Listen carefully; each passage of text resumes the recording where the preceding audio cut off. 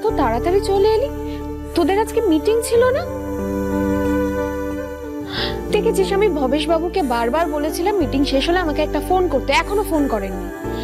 ওইদিকে সব ঠিক আছে তো?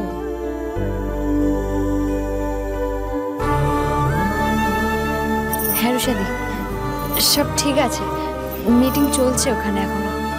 তাহলে তুই চলে এলি? আমার মনে হয় না আমার ওখানে কোনো দরকার আছে। কিন্তু ভাইয়ের কি? আমার খুব মনটা খারাপ করছে রুষাদি।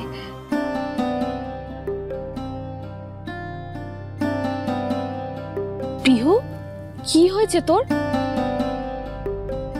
নিশ্চয়ই ভাই আবার তোকে কিছু বলেছে।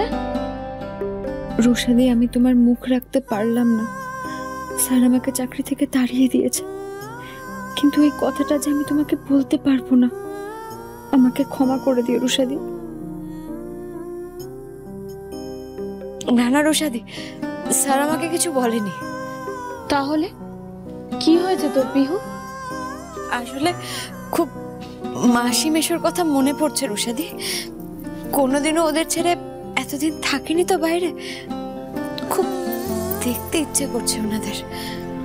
কি করবি বল প্রিহু, চাকরির জন্য তো ওদের থেকে দূরে তোকে এখানে থাকতেই হবে। রুষাদি, আমি ভাবছিলাম কি আমি আজকে একবার বৃষ্টিবাড়ি থেকে ঘুরে আসবো। আজই বৃষ্টিবাড়ি যাবি? ভাইকে বলেছিস ছুটি দেবেও? পিহু, তুই কিন্তু ভাইকে না বলে যাস না, জানিসই তো ও বিনা কারণে রাগ করবে। স্যার তো আমাকে ছুটি দিয়েই দিয়েছে রুষাদি। আচ্ছা ঠিক আছে, তুই বৃষ্টিবাড়ি থেকে ঘুরে আয়। তুই গেলে মাসি মেশোরও ভালো লাগবে। সেদিন মাসিরও ভীষণ মন খারাপ করছিল তোর জন্য। কিন্তু পিহু, তাড়াতাড়ি চলে আসিস, এখানে এসে তো তোর অনেক কাজ। তবে আজকে যাওয়ার ডিসিশন নিয়ে খুব ভালো করেছিস, জানিস তো? সৌমেন এসেছে, ও আজকে বৃষ্টিবাড়ি ফিরে যাবে। তাহলে ভালোই হলো না, তোরা দুজনে একসাথে চলে যেতে পারবি। জামাইবাবু এসেছে? হ্যাঁ, কালকে মন খারাপ করছিল তাই ওকে ফোন করেছিলাম, আর আজকেই দেখ সারপ্রাইজ দিতে এখানে চলে এসেছে। জামাইবাবু আজকে এসেছেন, আবার আজকেই চলে যাবেন?